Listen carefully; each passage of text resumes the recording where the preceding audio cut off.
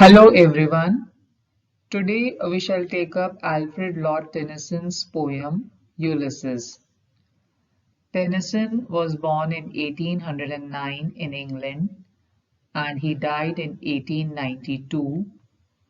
He is the most renowned poet belonging to the Victorian period. In his poems, he expresses both the merits and defects of his time. Tennyson showed a great interest in the new ideas brought in by the latest scientific discoveries, and he was a poet who was very popular in his time but was severely criticized later on for his sentimentality and narrow patriotism. His famous works include The Charge of the Light Brigade, Idylls of the King, In Memoriam. Now, In Memoriam is a great work and it was published in 1850. It is a great elegy. Tennyson was a poet laureate from 1850 to 1892. Now, this poem Ulysses, it was written in 1833, and the poem it was written under the sense of loss. Now, Tennyson experienced this sense of loss after the death of his very dear friend Arthur Henry Hallam. Hallam was his university friend from the student days at Cambridge, and he died at a very young age of 22 in 1833. So Tennyson wrote this poem after the death of Henry Hallam in 1833, and the poem was published in the collection Poems in 1842.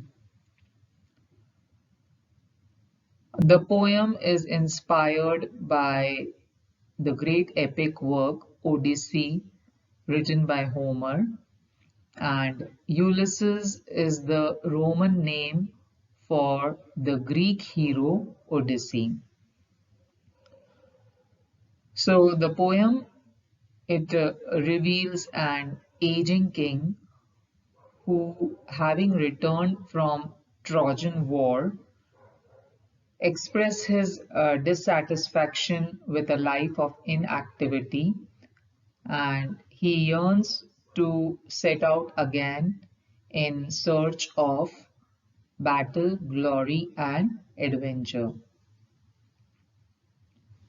Now, the poem it is written in the form of a dramatic monologue, and you need to know what is a dramatic monologue. So, dramatic monologue is a type of poem in which there is a single speaker, and that single speaker is speaking to a silent audience, and that audience may be a single person or it may be a group of people. In a dramatic monologue, the character of the speaker is indirectly revealed. So the poem it appears in the form of a dramatic monologue. So now we shall discuss the poem. So the poem it is divided into three stanzas, and Ulysses is the speaker here.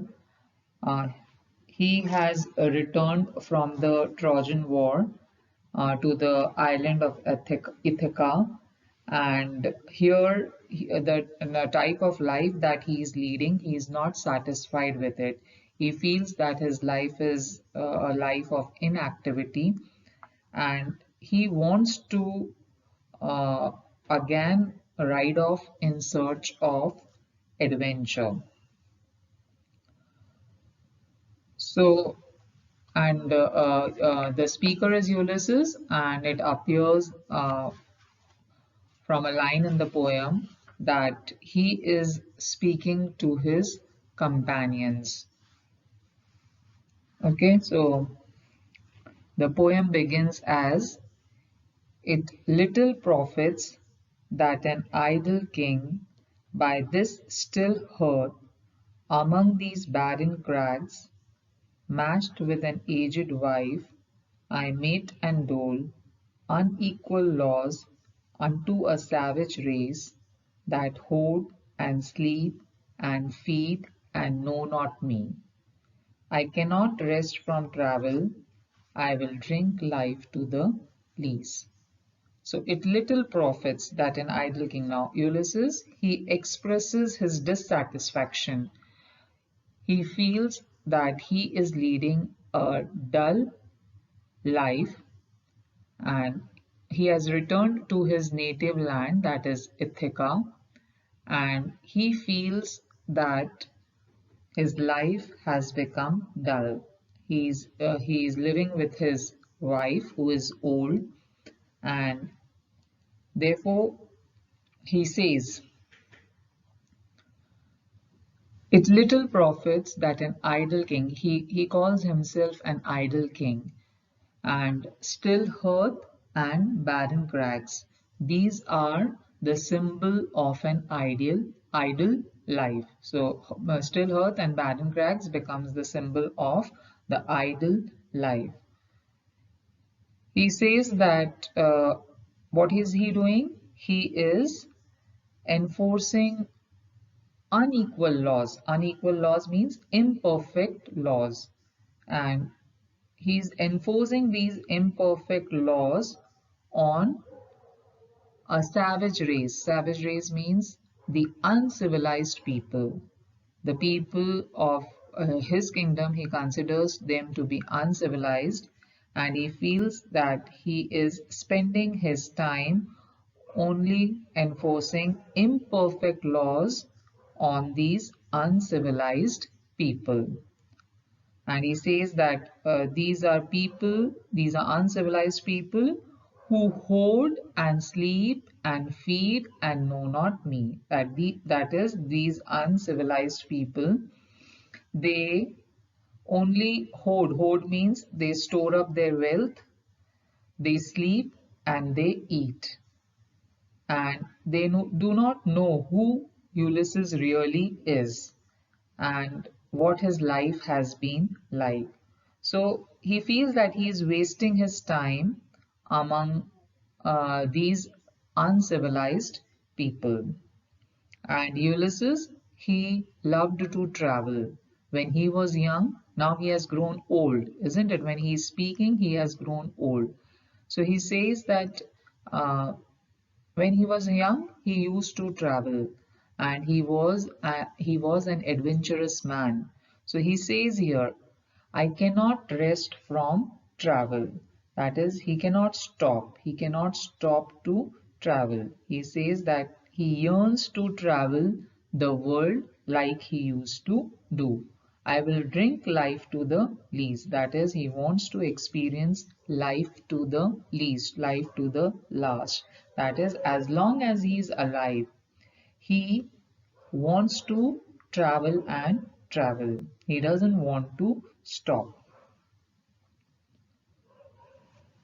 All times I have enjoyed. So he says that all the time while traveling, he has enjoyed his life. He found joy in traveling. And now, when he is old and when he is at his native place, Ithaca, he feels that his life is idle. So he wants to go on traveling again.